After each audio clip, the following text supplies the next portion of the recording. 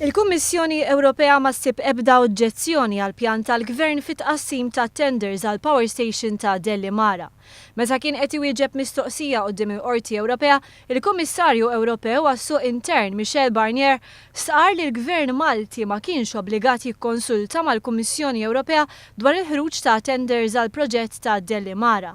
Kompla jispjega li kuntratt tal-provvediment tal-enerġija jew fuel ma jaqax taħt id-Direttiva Ewropea dwar xiri pubbliku. Naturalment, jeħtieġ li l-proġett jirrispetta regolamenti Ewropej fejn dawn japplikaw, bħal pereżempju fl-impatt ambjentali u l-immaniġjar ta' inċidenti.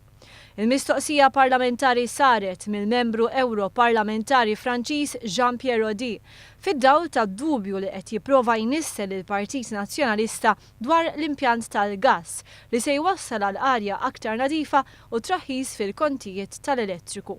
Il-membru Ewroparlamentari Franċiż stqarr li kien hemm inġibidlu l-attenzjoni fost oħrajn dwar nuqqas ta' trasparenza fil-proġett ta' tendering li ma nuqqas il-Kummissjoni Ewropea stess assigurat li mhux qed iseħħ.